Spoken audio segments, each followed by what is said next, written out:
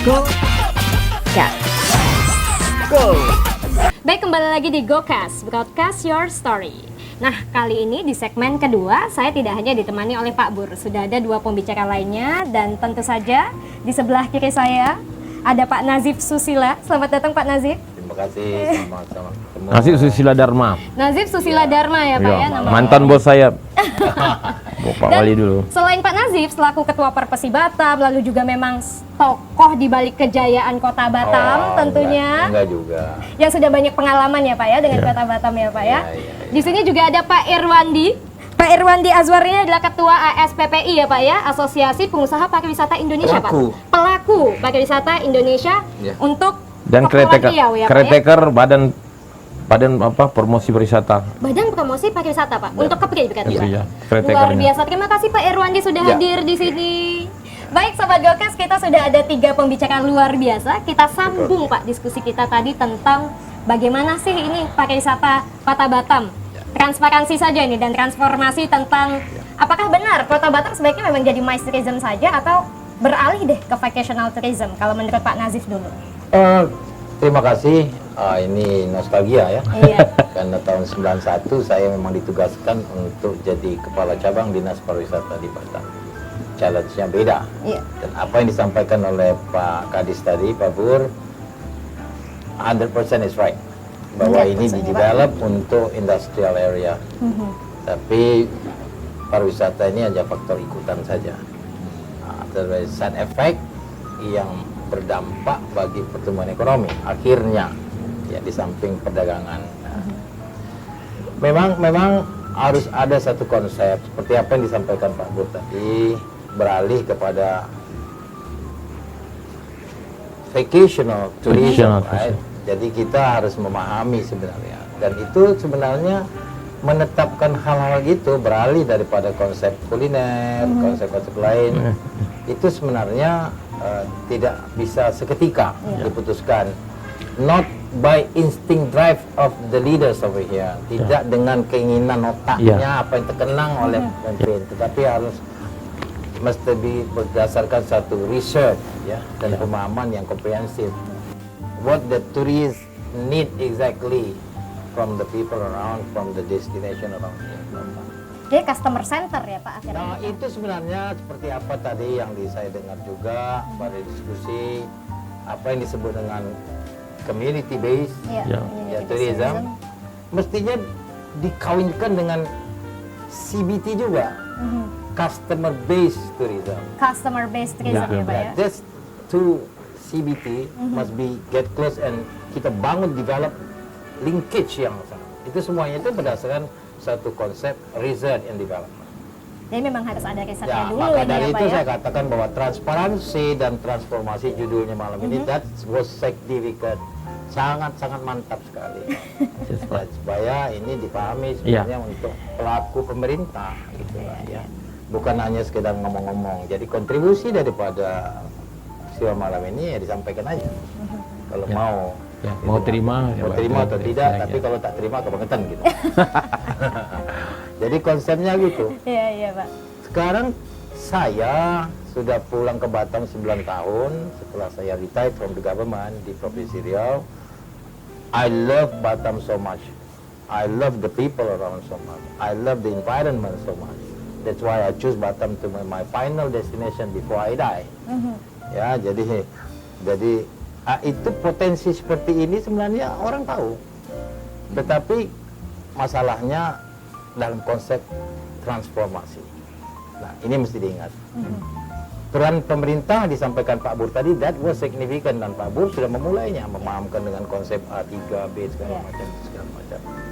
Apakah jadi kita lengkapi MICE itu, meeting incentive dan segala macam itu dengan satu konsep lain lagi. Nah, itu mesti berdasarkan apa?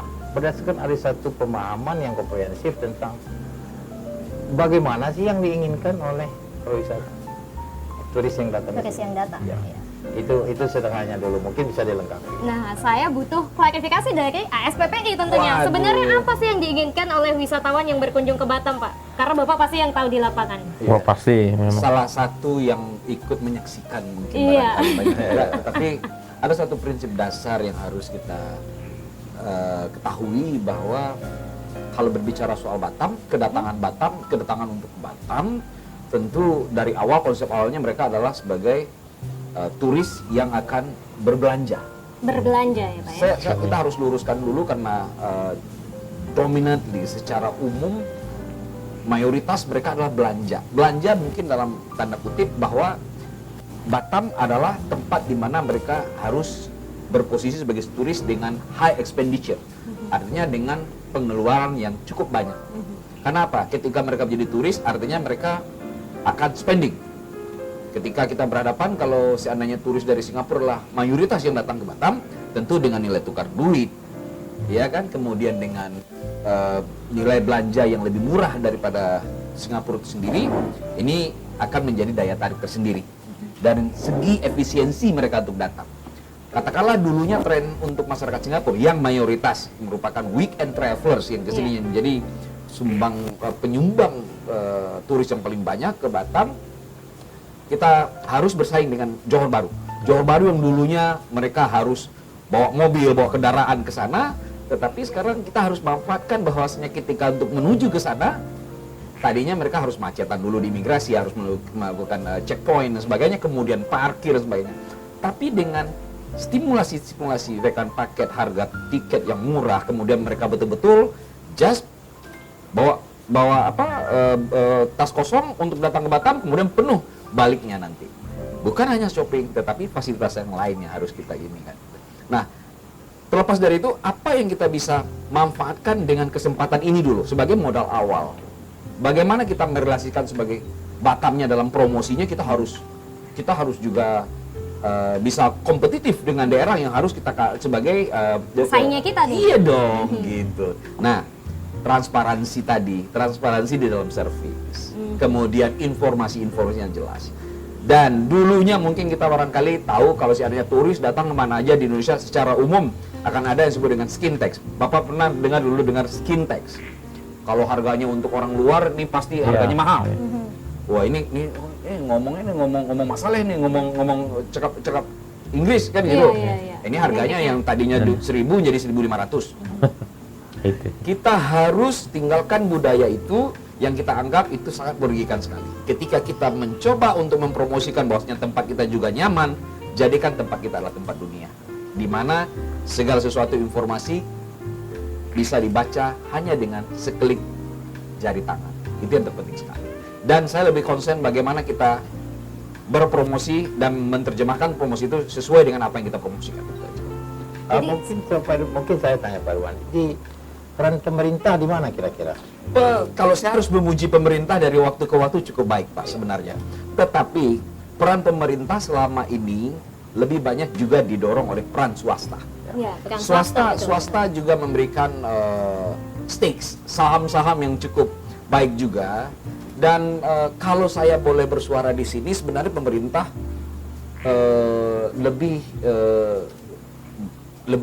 lebih bijaknya untuk mendorong. Jadi prinsipnya seperti yang dikatakan Pak Buru sudah benar. Ya. Pemerintah ini dia sebagai regulator, fasilitator, memberikan motivasi bagi pertumbuhan sektor pariwisata. Iya. Tapi jangan lupa Pak, dalam kehidupan negara-negara maju dan negara-negara maju itu peran pemerintah di sektor pariwisata ini dikurangkan karena ada satu konsep pemerintahan yang baik itu yang disebut dengan privatization. Jadi memprivatisasi. As long as the private sector can do that, just government withdraw from that aspect. Jadi artinya, tapi tanggung jawab regulator fasilitator itu mesti harus tetap. Sekarang bisa kita lihat bagaimana kondisinya. Nah, tapi seperti saya katakan tadi, untuk memahami bagaimana sebenarnya sih tipe wisata yang datang sini, karena sampai sekarang ini saya tidak tahu angka-angka itu angka kumulatif kedatangan orang atau angka-angka yang membuatkan sektor pariwisata. Because karena tidak ada survei exactly. Orang datang ditanya, you kesini mau belanja atau pariwisata atau tidak? Karena ada kaitannya tuh length of stay, expenditure, Kalau mereka staying here more than 2 days, 3 days, they spend much money.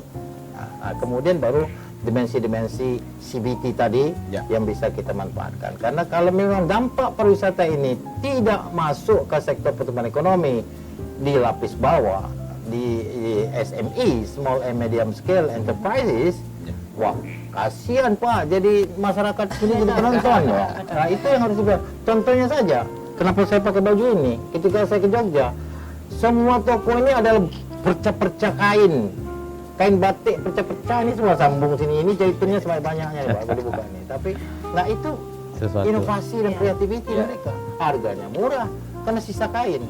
Tetapi malam ini sengaja saya pakai supaya looks smart gitu. Saya setuju dengan Pak Najib. Memang untuk negara berkembang seperti Indonesia, mungkin katanya sudah masuk kategori maju. Memang peran pemerintah tetap di depan Pak. Tapi sampai kapan kalau swastanya berat? Makanya regulator, fasilitator tetap pemerintah.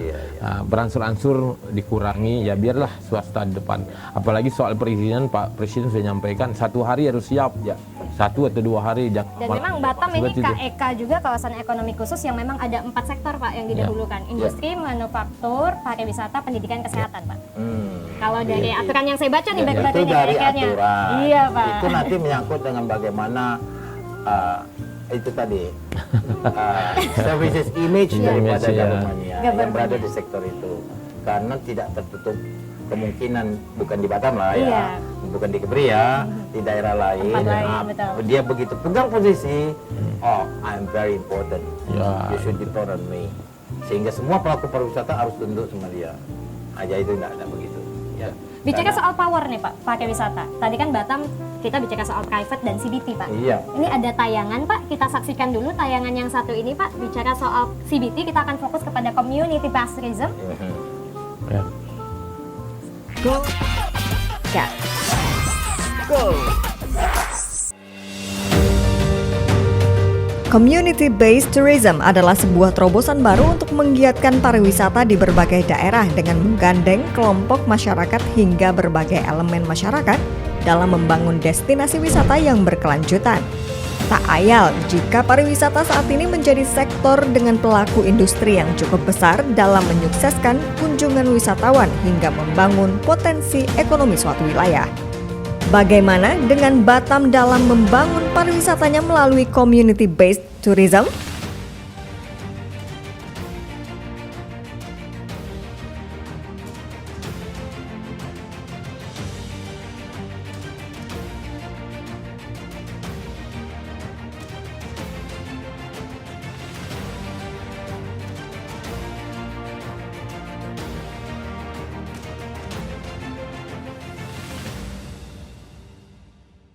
Bahas artikel pertama dulu nih Pak, soal CBT. Memang karena dari Deputi SDM dan Kelembagaan Kemenpar sudah bilang kearifan lokal harus jadi unique selling point.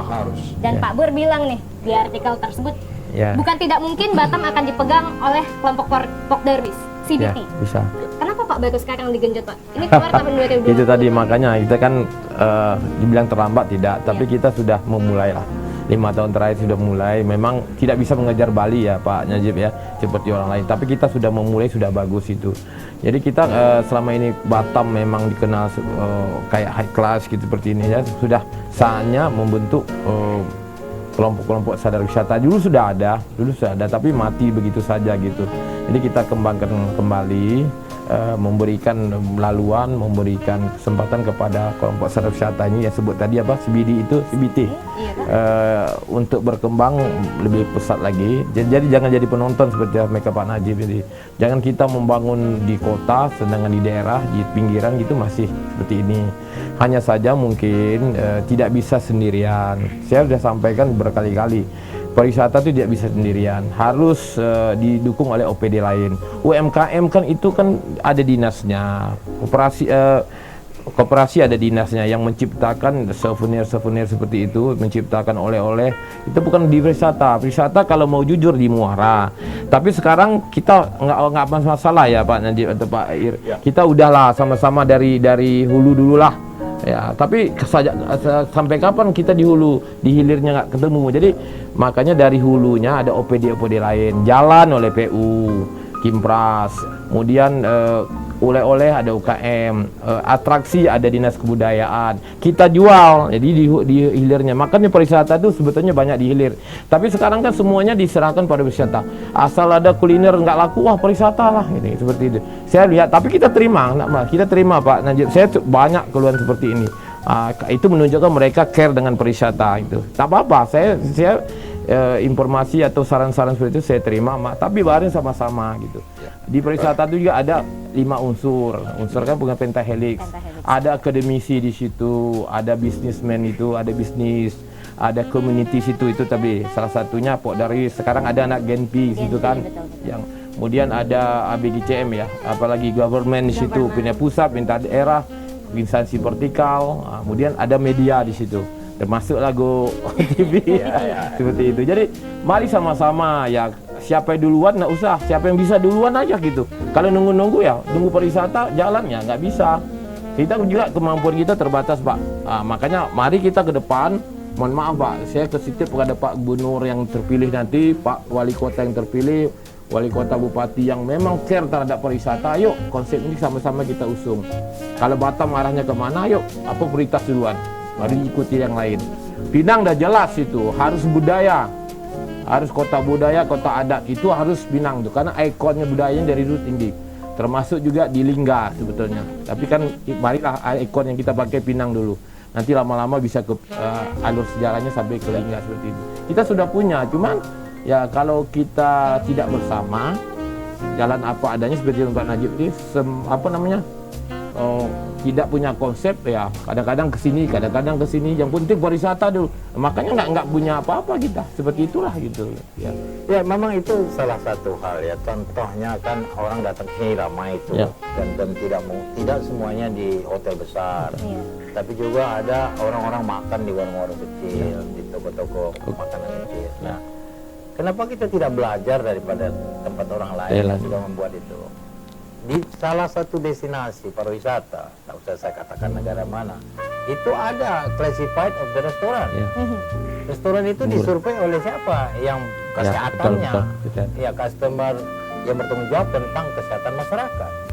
Nanti hari ini restoran A, bulan ini itu di depannya ada peta gitu B, klasifikasi B. kelasnya B, Ya, gitu kalau ya, Pak, A ya? itu bagus, hijau. Nanti ada klasifikasinya C, D, merah. Nah itu kenapa? Yang dia lihat bukan depannya, bukan front, Bukan hanya desk-nya. fisiknya, penampilannya ya That's Pak ya. behind, di mana dia memasak gitu loh. Karena ini turis kan akan dijaga. Kita sudah mudah-mudahan sampai ke situ. Nah, itu Semenjak harus Covid itu Dah. baru mulai Pak. Ya, Semenjak itu. pandemi sini baru mulai arah ke sana lagi. Ya. Jadi Kita sedang kesehatan menjajaki prioritas sekarang. ya Pak ya. Ya bukan apa-apa, karena satu case yang timbul di negara asal tempat wisatawan datang itu bisa beribu cerita yang muncul. Jadi itu yang harus dihindari ya. Tadi bicara soal COVID Pak. Nah, artikel yang ada menyangkut Pak Irwandi Pak. Tadi itu bicara soal bagaimana Asosiasi ASPPI ada turun ke jalan juga menyuarakan matinya pariwisata Kota Batam akibat bagasi berbayar tahun lalu. Nah, kalau tahun ini Pak, jadi ada pertanyaan, apakah ASPPI juga ada tindakan aksi atau apa yang sudah dilakukan? Saya harus koreksi dulu, Iya, itu Pak. bukan SPPI yang turun ke jalan, tetapi adalah tadi dibilang ada Iya. 12 asosiasi 12 yang turun, asosiasi, betul. yang kebetulan mungkin saya yang disuruhnya karena mungkin kawan-kawan sering lihat saya suka nyanyi, mungkin suara saya tanpa disebut pun tanpa, jadi saya sudah jadi orator, jadi on behalf dari kawan-kawan. Jadi begini, saya harus petik itu dulu bahwasanya tadinya kami turun ke jalan bahwasanya untuk menyuarakan ketika bagasi berbayar, kemudian dengan tiket atau pasasi yang lebih tinggi, kami sadar bahwasanya Kepulauan Riau, dalam notabene dalam ini adalah Batam sebagai the main gateway, tidak bisa ditempuh untuk turis, untuk dalam tourism ya, dalam kepariwisataan, tidak seperti daerah lain, seperti orang mau ke Banyuwangi, orang ke Malang dari Jakarta harus pakai pesawat, tidak. Iya. Mereka bisa alternatif Jalur darat by ya, train, Pak, ya? by land. Tapi ketika bagasi dan pasasi tinggi, kami sadar bahwasanya turis itu datang ke Batam mayoritas atau mungkin 95% menggunakan pesawat atau Terutama Wisnus ya wisatawan Nusantara, kita berbicara gitu. Nah, ini kami tahu bahwasanya ketika ini digoyang, ini menjadi masalah bagi kami. Dan itu merupakan, mohon maaf, pada hari itu saya ditelepon oleh kawan-kawan media bahwasanya lalu lintas di Google paling rame. Karena satu-satunya di pariwisata yang turun ke jalan bukan untuk demo, tapi kami aksi untuk turun ke jalan, tetapi dengan baju adat, dengan baju bawa koper dan kosong sebagainya. Kami tidak pandai demo. Kami hanya adalah orang-orang dari pariwisata ini adalah orang-orang memberitakan keindahan Indonesia, keindahan negeri kami. Nah, saya harus menyambung ketika saat sekarang kira-kira apa ketika pandemik ini gitu. Nah, kami selalu berusaha bersama-sama untuk apa yang kira-kira yang bisa kita lakukan. Aksi kami juga tergabung di forum pariwisata Kepri Peduli FPKP. Ya, yang kami lakukan adalah bagaimana secara mitigasi ini pertama kali kami harus kawan-kawan di pariwisata yang terdampak. Kami adalah yang pertama kali terdampak dan yakinlah kami adalah yang paling lambat untuk bangkit. Karena kami paling rentan di dalam soal pandemik ini ketika terimbas ini gitu. Nah, kami melakukan aksi-aksi seperti ini. Kemudian kita memitigasi, kita mulai kemudian ada Badan Promosi Pariwisata yang sudah lama tidur, kemudian kita bangkitkan kali hanya dengan membentuk secara caretaker dulu untuk mencoba memitigasi permasalahan-permasalahan apa kira-kira. Dan kami tetap komunikasi ya Pak Boria, baik dari Bintan ini yang paling ini. Batam mungkin tidak begitu terimbas karena tertutup mungkin secara border, tetapi secara lalu lintas masyarakat masih bisa dikunjungi. Karena apa? Selain daripada alasan untuk berwisata, tetapi ada juga urusan bisnis ke Batam. Orang beralasan seperti itu. Kita lihat tetangga kita Bintan yang mungkin 90% Pak ya, pendapatannya adalah dari sektor pariwisata. 60% PAD-nya. 60%. Salah satu sekarang resort yang sudah tua itu Bintan Lagon sudah tutup. Ini menjadi momok. Kita tidak mau yang berikutnya tutup. Di Batam juga saya lihat ada yang tutup dan sebagainya gitu. Yang bisa kita lakukan adalah bagaimana untuk menggalang aksi bahwasanya kita satu, we are the same boat. Dalam permasalahan ini kita dalam satu boat, kita tak mau tenggelam. Apa kira-kira? Kita berharap ini akan cepat. Tadinya kita beranggapan bahwasanya krisis ini akan seperti modelnya di tahun 98 ketika ekonomi turmoil, kemudian demonstrasi, reformasi. Ternyata tidak. Ini adalah global. Ini efek yang kalau kita berbicara soal bahwasanya kita terdampak, kita berbicara bahwa sektor Singapore Airlines 94% pesawatnya tidak jalan. Kita berbicara sebuah company, sebuah perusahaan atau sebuah usaha, unit usahanya cuma dengan nilai ratusan juta kemudian down. No, secara global semuanya orang kena.